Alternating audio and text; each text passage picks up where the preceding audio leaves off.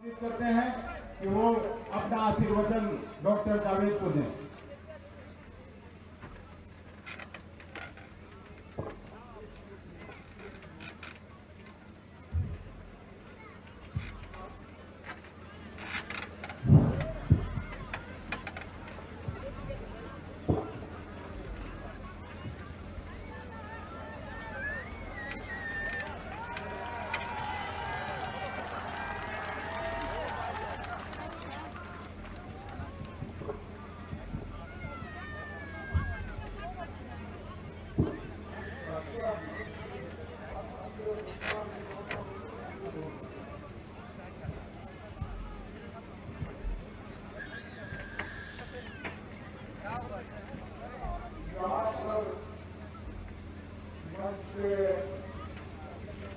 बैठे हुए हमारे जवाहर प्रकाश जी, अखिलेश प्रसाद जी, मदन मोहन झा जी, नासिर हुसैन जी, डॉक्टर जावेद, यहाँ के कैंडिडेट तौसीफ जी, एक्स-एमएलए जवानी युवा भी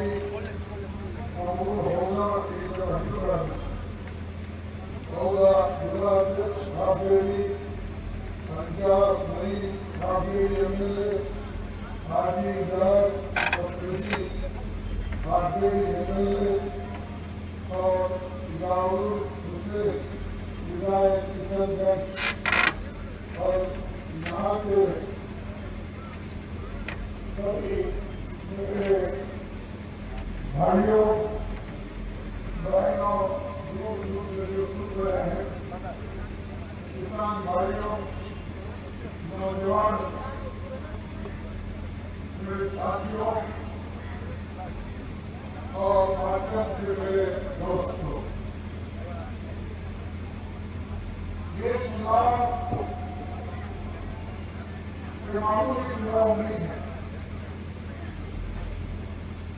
व्यक्ति आपस में झगड़ के एक दूसरे से बात करते पीछे बुलाने का चुनाव नहीं है। ये चुनाव है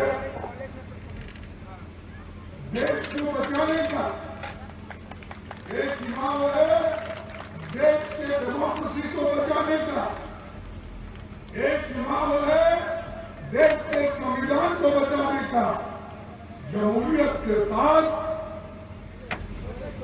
संविधान को भी बचाना है। ये चुनाव है और अगर इसमें हम कुछ गलती किए, फर्ज करो गलती से कुछ फिसल गया तो तुम्हारे हाथ से पूरा चले जाएगा। कोई आके आपको भड़का देगा, मुसलमानों के नाम पे भड़काएगा, कोई आके हिंदुओं के नाम पे भड़काएगा, कोई आके आपको किसी और जाति धर्म के नाम से भड़काएगा। लेकिन उससे अगर उस झांसे में आप पड़ गए तो समझो हमारे आगे के नस्ल को आप खत्म कर रहे हैं, उनके हकूक को छीन रहे हैं और उसका सारा पाप आपके ऊपर आएगा। इसीलिए मैं चाहता हूं भाइयों, आपको एक तरफ तो ये देखना है और दूसरे तरफ आपको ये भी देखना है कि मोदी जी ने कितने वादे किए, उसमें कितने उन्होंने निभाया और उन्होंने क्या क्या नहीं किया। 14 के इलेक्शन में कुछ कहा, 19 के इलेक्शन में कुछ कहा और जब कभी हुकूमत में आना उससे पहले उन्होंने यही कहते रहा कि देश के लोगों को, भाइयों, मेरे बहनों, अब आने वाले चुनाव के अंदर अगर मैं जीत जाऊंगा, हर एक युवाओं को 2-2 करोड़ नौकरियां दूंगा हर साल। तो 10 साल में कितने करोड़ नौकरी होना चाहिए? कितने होना चाहिए था? 20 करोड़। क्या मोदी ने 20 करोड़ नौकरियां दी? बोलिए, दी? तो मोदी जी झूठ है क्या हम झूठ है? मोदी जी झूठ है ना? अगर मैं ये बोलूं भाई मोदी जी ये झूठों का सरदार है, तो ये क्या गलत है? क्या ये गलत है? सच है। और मोदी जी ने ये भी कहा कांग्रेस वाले खूब पैसा कमा, विदेश में काला धन है, मैं काला धन लाकर आप सबके जेब में 15-15 लाख डालूंगा। ये कहा या नहीं कहा? फिर 15 लाख मिले आपको? नहीं। तो मोदी झूठ है क्या हम झूठ है? तीसरा उन्होंने कहा, भाइयों, मैं किसान की आमदनी दुप्पट कर दूंगा, डबल कर दूंगा। किसान की आमदनी दुप्पट हो गई, हुआ नहीं हुआ? तो मोदी झूठ है क्या हम झूठ है? तो अब तो समझ में आ रहा है ना कौन झूठ है कौन सच है।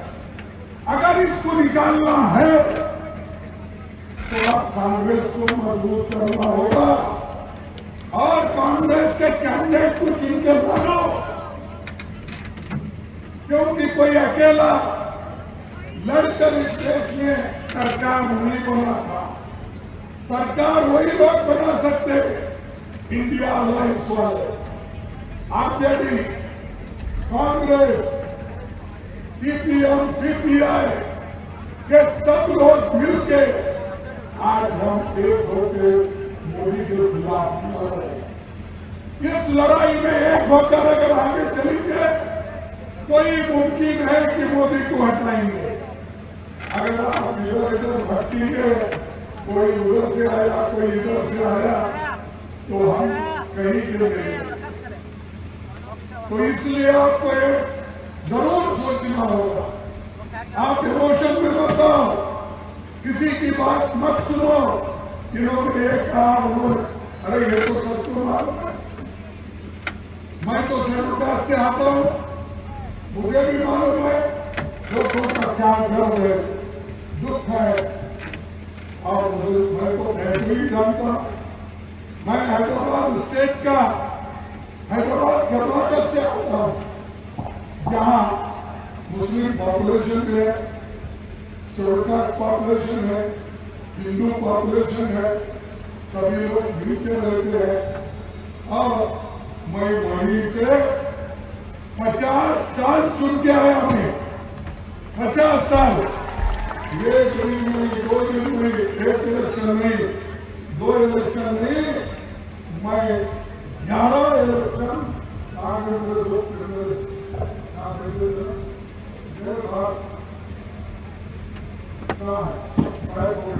चलो, तो 11 इलेक्शन मैंने जीता। ये 12वां इलेक्शन किसी वजह से आरएसएस के खेल से मैं हारा, लेकिन फिर मेरा समझ में आया सोनिया गांधी जी के रहने क्यों कि उनके हुकूमत में इसलिए रहना है कि हमारे लोगों की सेवा करना। कोई ये नहीं चाहता कि कोई बोलते मेरे को भी 82 साल हो गए,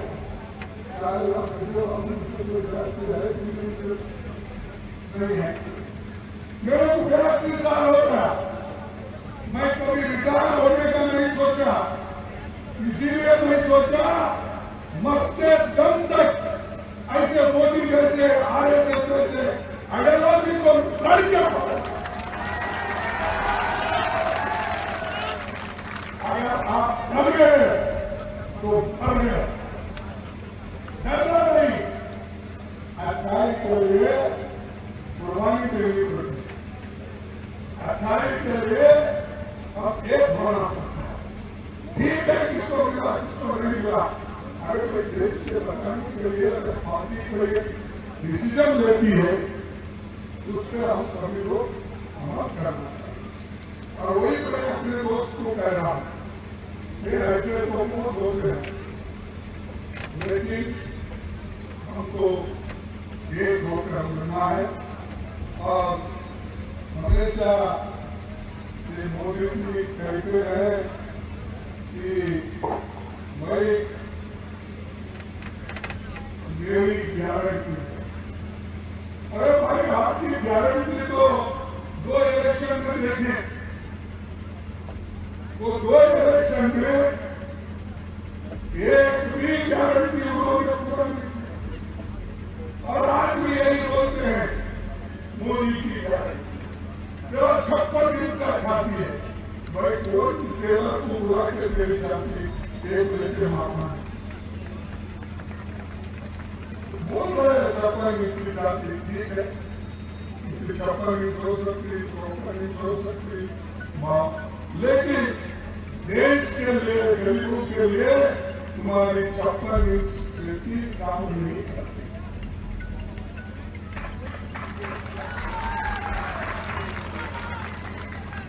तुम क्या कर रहे हो? देश में युवाओं को सत्यानाश कर रहे हो। आपने मेक इन इंडिया का स्लोगन दिया, ये उत्पादन क्यों कम हुआ?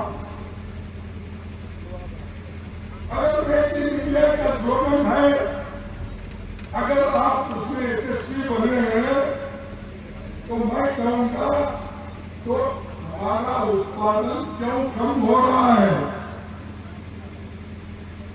और दूसरा, बड़े बड़े कारखाने क्यों बंद हो रहे हैं? और यहाँ पर किशनगंज में एक भी बड़ा कारखाना नहीं। मोदी साहब, आप पैदा होने से पहले या पॉलिटिक्स में आने से पहले पंडित जवाहरलाल नेहरू जी ने कई और बड़े बड़े कारखाने खोले, बड़े बड़े प्लांट खोले, ग्रीन रेवोल्यूशन किया, व्हाइट रेवोल्यूशन किया, IIT, DT, एम्स ऐसे संस्थाएं लाए और देश को मुर्गे बचाए। जिस देश में एक सुई पैदा नहीं कर सकते थे, एक सुई, उस देश में रॉकेट उड़ाने का काम कांग्रेस ने किया। आपने कांग्रेस में 70 साल में किया। अरे यही किया भाई, बड़े बड़े कारखाने बनाए, लोगों को दिए, इंजीनियरिंग कॉलेज बनाए, मेडिकल कॉलेज बनाए, देश का संविधान बनाए। और ये देश के संविधान बनने से जवाहरलाल नेहरू जी डेमोक्रेसी को बचाने से ही मोदी साहब आपको गाड़ी पे रखते होंगे। अगर डेमोक्रेसी नहीं बचती, मोदी साहब प्रधानमंत्री होते थे तो सोचो 70 साल, कांग्रेस की हुकूमत थी 55 साल। 55 साल में हमने क्या किया? हम पूरा उसका व्यवहार नहीं किया। क्या क्या किया? कितने रास्ते किए, कितने रोड्स किए, कितने स्कूल खोले, कितने हॉस्पिटल करे, कितने इंजीनियरिंग कॉलेज। ये पहले थे आजादी के पहले। आजादी के पहले क्या था और आज क्या? कांग्रेस के जमाने में क्या हुआ? ये जरा कम से कम पढ़ के तो होगा। सिर्फ कांग्रेस को गालियां, गांधी फैमिली को गालियां देना। अरे गांधी फैमिली को गालियां देने से गरीबों की समस्या हल होते हैं? गरीब रह जाता है तो उसको नौकरी चाहिए, युवा चाहते हैं उनको नौकरी चाहिए, युवा बच्चे पढ़े लिखे वो अच्छी नौकरी के लिए कोशिश करते हैं, और गरीब ये चाहता है वो आज जो कीमतें गगन पे जाए वो कीमतें घट जाए, गरीब उससे बच जाए। ये हमारा एक तरफ संविधान, एक तरफ डेमोक्रेसी, एक तरफ युवाओं को एम्प्लॉयमेंट देने का, दूसरे तरफ आज जो प्राइस जा रहा है बढ़ते बढ़ते 3 से बढ़े उसको घटा। ये हमारा एम है, लेकिन फिर भी आप हमको पूछते रहते हो कि क्या किया। मैं बताता हूं हम क्या किए। देखिए 2014 में पेट्रोल का दाम कितना था? 66 रुपीज। 66 रुपए। 2024 में कितना है? अरे कोई पैसे लेके पेट्रोल खाते हैं क्या? पानी पी लेता है। 97 रुपीज है, यहाँ 110 रुपए है। मेरे दोस्त यूपीए की गालियां करते हैं। ये है, ये पढ़ो, ये उन्हीं के आंकड़े हैं जो पार्लियामेंट में आपको दिया। और डीजल की कीमत मेरे जमाने में, मेरे यूपी के जमाने में, कांग्रेस के जमाने में 52 रुपए था। अब क्या है? 90 रुपए। 90 रुपए। 52 के 90। एलपीजी यूपीए के जमाने में 414 था, आज 903 रुपए। यहां तक पहुंचने में 100 रुपए।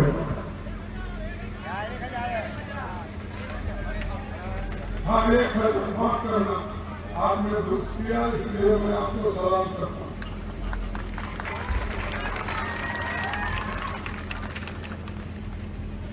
1000 आटे की कीमत 10 केजी की 210 थी, आज 447 रुपए।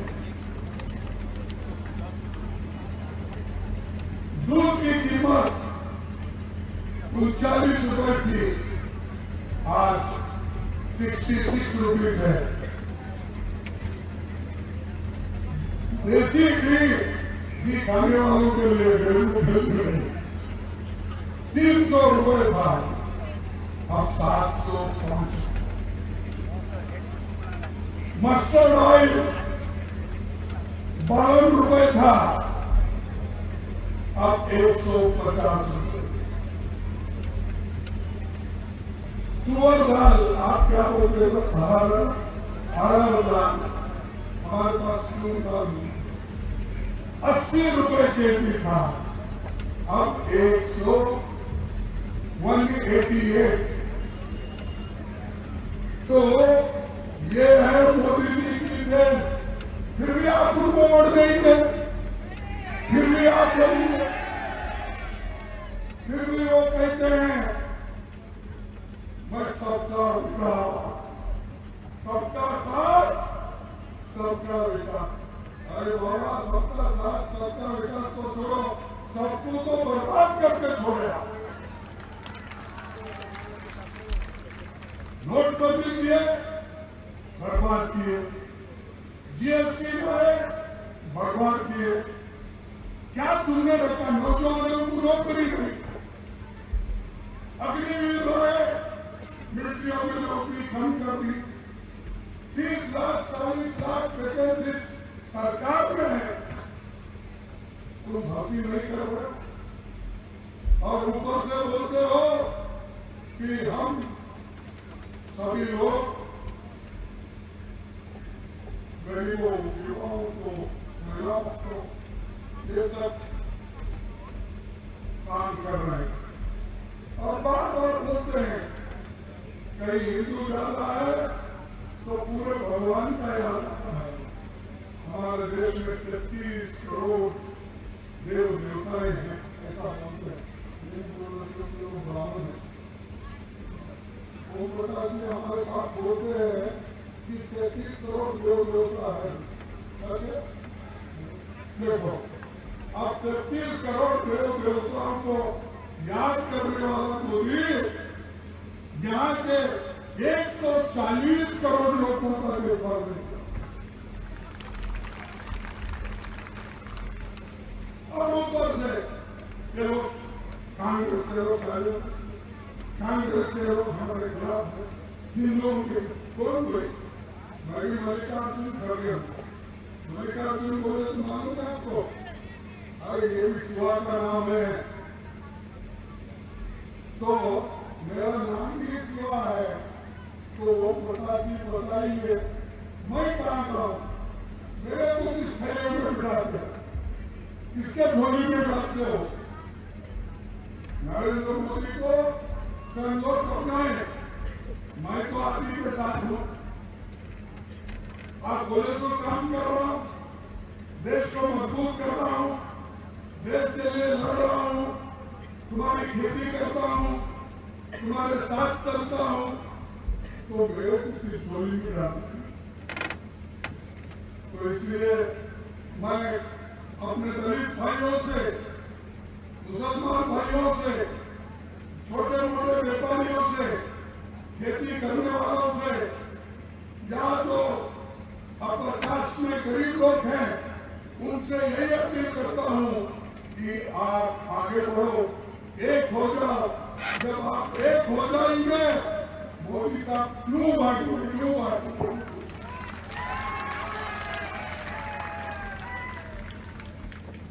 और किसान घर के काफी बच्चे अलीगढ़ मुस्लिम यूनिवर्सिटी में पढ़ते हैं, ऐसा सुना। इसीलिए यूपीए गवर्नमेंट ने एक नया कैंपस यहाँ खोलने का वायदा किया।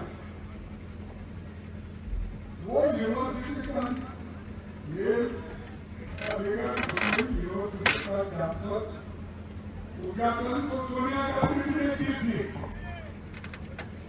लेकिन क्या उसको 10 साल लगे? अरे मेरे पास एक सेंट्रल यूनिवर्सिटी मैंने बनाया, सिर्फ 3 साल में बन के तैयार होकर गुलबर्गे में आपको यूनिवर्सिटी 10 साल से चल। और एक कैंपस बनाने के लिए आपको 10 साल होना मोदी साहब।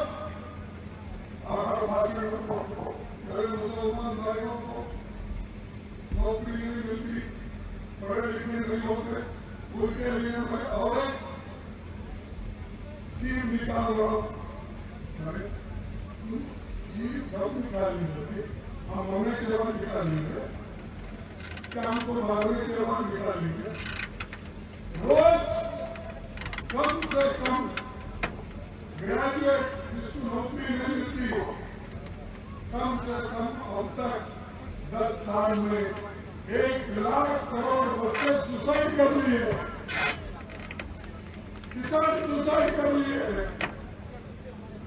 तो इसलिए मैं चाहता हूं कि यहाँ पर ये बने, आप जरूर अगर हमारी सरकार आ ही जाएगी, क्योंकि लालू प्रसाद जैसे दिग्गज नेता भी है, सारे सीट अगर हम जीत गए, बिहार जीते तो पूरा देश जीते रहता है।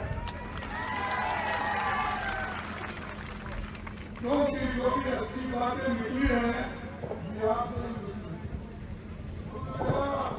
बिहार में है, नालंदा बिहार में है, महावीर भी निकले यहीं से निकले, सारे बॉर्डर से ही निकले।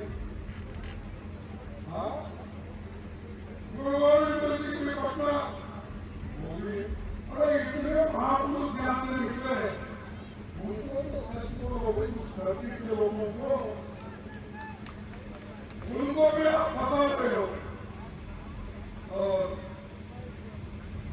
ये हमेशा मोदी जी यही काम करते कि बिहार के लोग मजदूरी करते रहे, माइग्रेंट होते रहे, यहाँ से भागते रहे और सिर्फ आजादी और पानी पलते रहे। सारी संपत्ति उनके पास जा रही, रेल बेचा, एयरपोर्ट बेचा, पोर्ट बेचा, सब लीज पे उनको। एक आदमी को कितना खिलाएंगे भाई? हाथी भी उतना नहीं खाता, उससे ज्यादा इसको खिला रहे और ऊपर से बोलते मैं गरीबों के लिए, मेरे माँ बहनों के लिए मैं अपनी जान देता हूँ। अरे भाई तुम्हारी जान किसको? हमारे को होना नौकरी, हमारे को होना जो आज छीनते हुए तो घटाओ, इसीलिए तुम लड़ रहे आपके वजह से, आपके हकूक के लिए हम लड़ रहे, हिंदुस्तान के गरीबों के लिए लड़ रहे। तो ये ध्यान में रखो और मैं आपसे यही विनती करूंगा कि आप मजबूत रहो। ये तो आएंगे आरएसएस वाले और हमारे मोदी जी के चेहरे के लिए झपटे में आएंगे, बात भी जोड़ करते रहते हैं क्योंकि हमेशा आरएसएस की ट्रेनिंग होती है। खूब बोलो, झूठ भी बोलो तो बार बार बोलो, उनका कहना है। तो ये झूठ बोलने वाले मैं तो उसका बोलना चाहता हूँ और आगे की गारंटी यही है, मोदी की गारंटी भी वो गारंटी कंप्लीट नहीं करना, किसी को कुछ नहीं देना, यही गारंटी।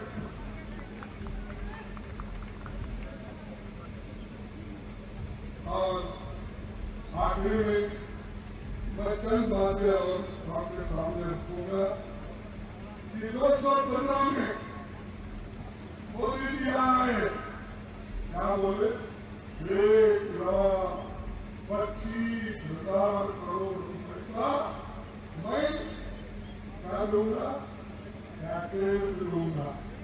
आप भूल गए हो, ऐसा भूल कर छोड़ रहे, मत भूलो भाई।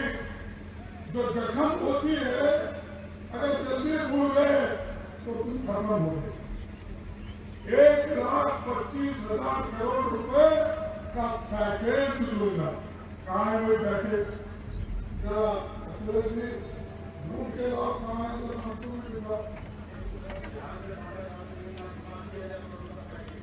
अरे अब वो लोन भाई 1,25,000 पहला मोदी ने किया, वो क्या तुम्हारे घर में है क्या उसके घर में है?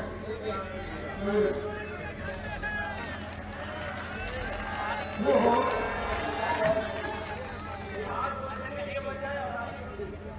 अच्छा वो बोल रहे कि बिहार को देने के लिए आजादी को दिया, लेकिन आजादी बोल रहा है कि जो आया तो मेरा चोरी हो गया तो फिर बीजेपी को ही दिया, इलेक्शन में वापिस फिर बीजेपी को ही दिया। तो ये ऐसे लोग हैं, तो इसीलिए आप इससे दूर रहे।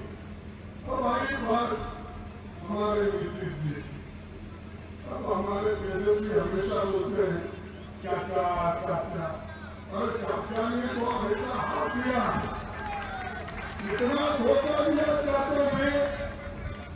अब मछली ले मैं तेजस्वी को एक मीटिंग में बोला, भाई फिर एक बार तुम चाचा को मत बुला लो, अब बुरा हो गया, घर में बिठा के खिलाना है, इसलिए चाचा को ऑफिस लाकर घर में बिठाएंगे, ऐसा मत बोलो।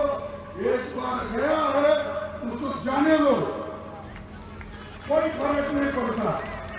जो आदमी अधूरा होता है, अधूरा उसूलों का होता है, वो सबसे डेंजरस होता है, क्योंकि कम से कम तो बीजेपी की नीति मालूम होती है, क्या आइडियोलॉजी है बीजेपी का, आरएसएस का मालूम होता है, और नीतीश का क्या आइडियोलॉजी क्या मालूम होता है। फिर दल बदलना, इधर से उधर उधर से पटकन पर आया गया।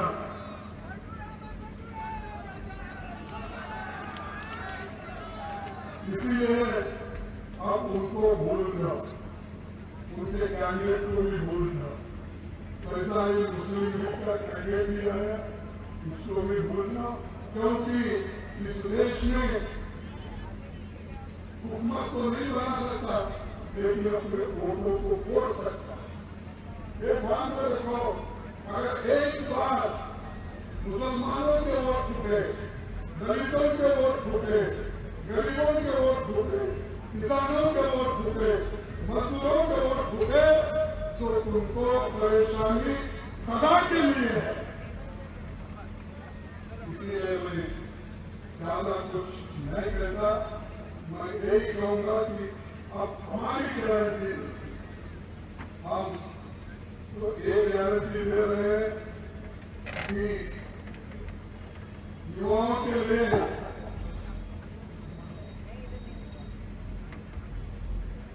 राहुल गांधी जी जो भारत जोड़ो यात्रा निकाले, वो सामाजिक एकता और भाईचारा के लिए उन्होंने ये निकाला।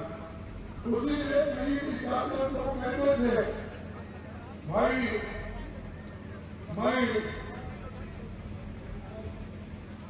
नफरत के बाजार में मोहब्बत की दुकान खोल रहा हूं। ये राहुल का संदेश, लेकिन बीजेपी का संदेश मोदी जी का क्या है? नफरत फैलाओ, डिवाइड करो, वोट दो, ये उनका संदेश है। तो मैं मेरे पार्टी की ओर से ये गारंटी देना चाहता हूं,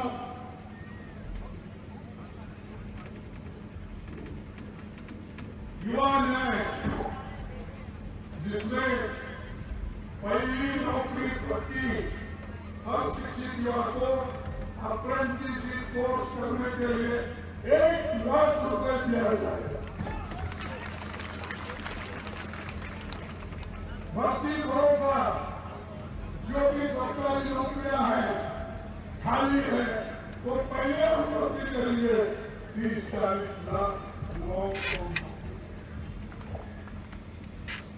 पेपर लेक जो हमेशा लीक होता है, उसको हम बंद कर देंगे। गरीब लोग, ठेले वाले, मजदूर, लीक वर्कर को उनकी सुरक्षा, युवा रोशनी के लिए हर स्टेट में 5,000 करोड़ से भी ज्यादा पैसे हम रख के उनको देने की मजबूती देंगे। दूसरा, नारी न्याय, हमारे मामलों के लिए एक नया योजना हमने अपने मैनिफेस्टो में डाला। महालक्ष्मी हर गरीब परिवार की एक महिला को हर साल 1 लाख रुपए देना। जो महिला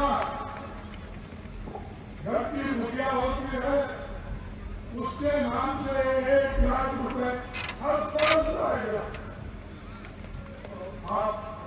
मैं आप सबसे विनती करता हूँ, हमारी गवर्नमेंट कानून पर 1 लाख रुपए जो महिला के नाम से जाएगा, डरा कर आप लोग उसको वापिस मत लो।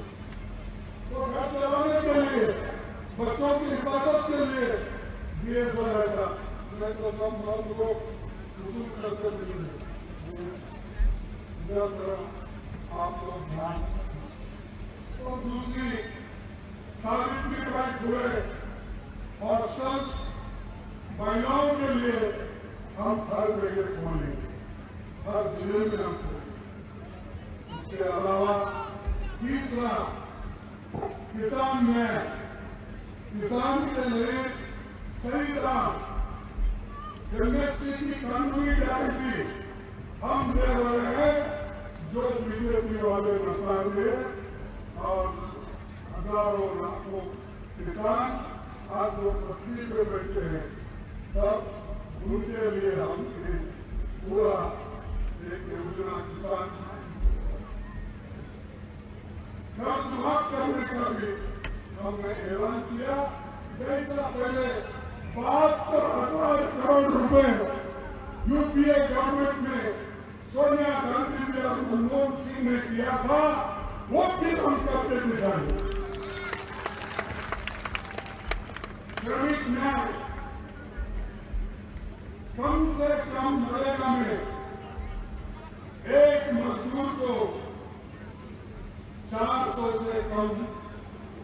उनकी मजबूरी नहीं होगी। वो हम एक ही दिन सबका स्वास्थ्य, उसके लिए 25 लाख का गारंटी हम दे रहे हैं, जैसा हमने अपने गहलोत साहब राजस्थान में किया था, वो योजना हम ऑल इंडिया लेवल पे अमल में ला। उसके साथ ही साथ कॉन्ट्रैक्ट सिस्टम में डेली बेसिस पे जो काम कर रहे हैं उनके लिए भी हम एक ध्यान दें। हिस्सेदारी में ये जो जातीय जनगणना है वो आपकी खुशहाली के लिए, समाज तोड़ने के लिए नहीं है, समाज को अलग करने के लिए नहीं है।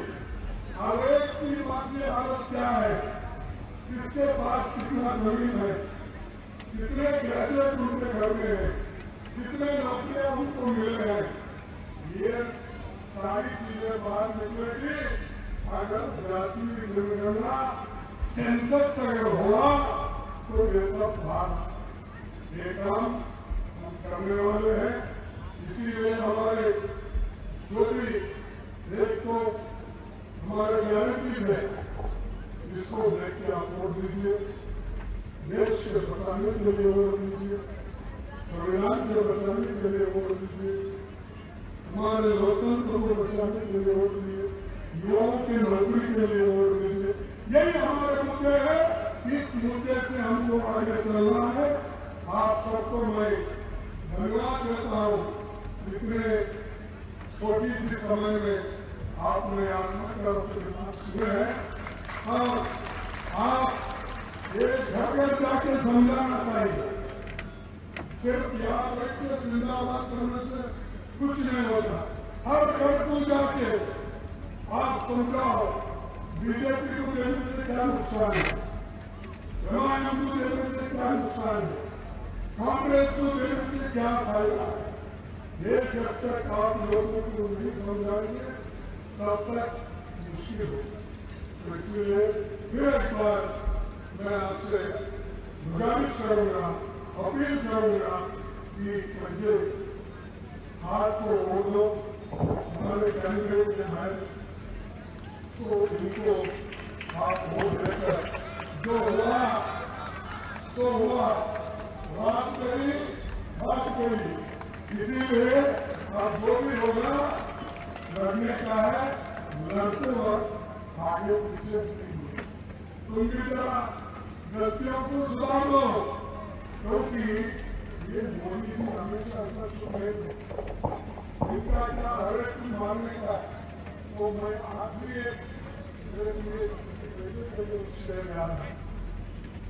मकतब में आते हैं वो क्या, मकतब में आते हैं वो बार बार, मकतब में आते हैं वो बार बार खंजर लेके बार बार आते हैं। या वक्त मैं कहां से लाऊं सर बदल खंजर को बदलते हैं, लेकिन मैं सरकार से एक ही बात कर गया फिर आता नहीं ना। तो एक बार आपको सब कट गया और ये मकतब में आने वाले हुए तो खून होता है, पूरी किताबों को पूरी मतलब उसी को पूरी करने की। तो इसीलिए बोला मकतब में आ गए हैं लेके बार बार, लेकिन वक्त थोड़ा दिया मैं कहा से बाबू सब कटाने के लिए। तो इतना कहते हुए आप सबको धन्यवाद देता हूँ। नमस्कार, जय हिंद।